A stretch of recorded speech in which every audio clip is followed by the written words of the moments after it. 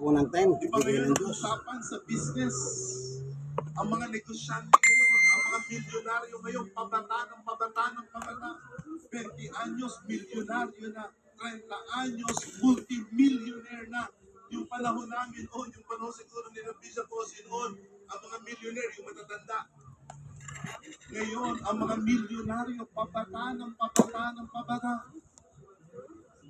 Sa ating panahon ngayon, meron ng trillionaire. Si Elon Musk, trillionaire. Do you have any idea how many zeros are in a trillion? Ayun When po you tayo, look bigay na at natin the po ng power Diyos. Amen. movers in our legislative bodies of the Senate and in Congress, they are young. We need to understand this, that there is power within us. May kapangyarihan sa atin. At ang kapangyarihan yan ay nagmumula sa ating Espiritu ng Diyos na nasa sa atin sa pananampalataya. Kaya tayo mabuhay sa Espiritu, mabuhay sa pananampalataya. Magpapala sa inyo bukas na bukas. Anumang trabaho meron kayo, anuman kayong empleyado, maybe you are a mere employee or you are an employer. There is power deep within you. And that power comes from God. That's the first call that I want us to understand. A call to awakening. Awaken. Awaken your spirit. Do not write yourself off. Sabi nyo, tapos na to, tapos na. I'm done. I'm done. I'm now 60. Matagal na ako sa pananampalataya. Wala na akong iuunlad. Wala na akong ilalago. No, huwag ninyong tuldukan. Believe in what God is yet to do in your life. Number 2, it is a call for sobriety. It is a call for sobriety. Ephesians chapter 6, 11 and 12. Ito'y panawagan na maging mataimtim, maging mahinahon. Kung yun ang tamang salin sa wikang Tagalog, put on the full armor of God so that you can take your stand against the devil's schemes. Take your stand against the devil's schemes. Excuse me. Our struggle is not against flesh and blood, against the rulers, authorities, powers of this dark world, spiritual forces of evil in the heavenly realms. Maging mataintin. Huwag magbibiro. Huwag maglalakwat siya sa lupang ito, sa buhay na ito, at sa pananampalataya, sapagkat meron tayong kaaway. Meron tayong kalaban. You have an enemy. You have a foe. You have an adversary. And your enemy seeks nothing but your destruction, our downfall. Meron tayong kalaban, may kaaway tayo. And every day our enemy, Satan, the devil, the demons, they do not stop. They do not stop. They do not rest. They do not pause. They do not take vacations. Walang day off ang Diablo. The devil is always hungry. Ang Diablo ay laging gutom.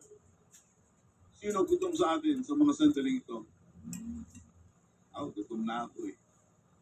This morning, I only had oatmeal. Kaya ako'y gutom na ngayon. Pero ang kaaway, ang Diablo, mas gutom na gutom. The Bible pictures Satan as a lion in a beast mode, predatory mode. The devil, our enemy, is like a roaring lion, seeking, without pause, relentlessly, those whom he could victimize. Ganyan ang kalaban natin. Mga kapatid, naririyan pa ba tayo? Naririyan pa ba talaga tayo? I hope you will also have the eyes of our Lord Jesus Christ. I hope you will have the eyes of the sent ones of God. Na yung nakikita ni Jesus, yun din ang inyong nakikita. Na yung nakikita ng mga sugo ng Diyos, yun din ang inyong nakikita. We are in this age-old battle, century-old battle. We are in the battle of the ages. That Satan is always trying to corrupt, to distort, and to ruin God's obra maestra, humans. Alam nyo, nilikha tayo sa larawan ng Diyos. Tayo'y nasa larawan ng Diyos. At tayo ay nilikha ng Diyos na maganda, makapangyarihan. Mukhang di nyo nakuha to. Mukhang gutom na talaga kayo. Naniniwala pa kayo na tayo nilikha sa lawangis ng Diyos? God made us good. He created us perfectly and wonderfully. The first creatures He created are angels. Angels are up here. Kaya ang Diyos sa kanyang kabutihan ay nagpadala ng pinakamakapangyarihang sugo mula sa langit na kanyang kawangis kagaya niya. At siya'y nagkatawang tao upang tayong mga tao ay maging kagaya niya. Look at the moral degradation. Look at the moral corruption that is happening in our world today. The Philippines itself is changing overnight. Hindi natin namamalayan. Ang ating mga anak, yung mga Gen Z, at yung mga Alpha, Alpha, Beta, Karang, Alpha Gen, Gen Alpha. Iba ang tubo ng mga ito ngayon. They have their own language. They have their own way of thinking. At sinasabi na ang mga matatanda ngayon, ipinapaubaya na lang sa mga bata ang pagpapasya. Many parents, you abdicated.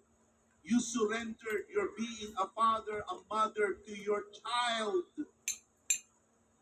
whose intelligence you have overrated. Akala ninyo, napakatalino ng inyong anak. Hindi na kayo nagpapasya, yung anak nyo na ang nagpapasya para sa inyo. Hinahayaan ninyo ang inyong mga anak na dumidikta sa inyo. You have overrated the intelligence of your children. At the end of the day, they are just children. You fathers, you have been called by God to raise up your children in the fear of the Lord, to train them in the ways of Christ. Ako'y nagpapasalamat na meron akong ama na hindi niya isinuko ang kanyang pagiging ama sa amin. My brothers and I, especially Bishop Sam, were very opinionated. But Bishop Sam reads manuals as thick as this. But my father never abdicated his parental authority over the children. Sabi ng aking ama, kung hindi kayo maglilingkod sa Diyos, lumayas kayo.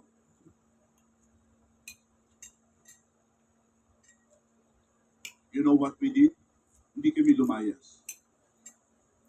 Ang inyong lingkod, ang kauna-unahang pumasok sa ministeryo. At ngayon, I have 2 young girls. What I did to my father, my 2 girls are also doing it to me. They are in ministry as well. Salamat. Hindi aalis yan Siya po ang binigay ng Diyos. Amen. God good. unless All the time. unless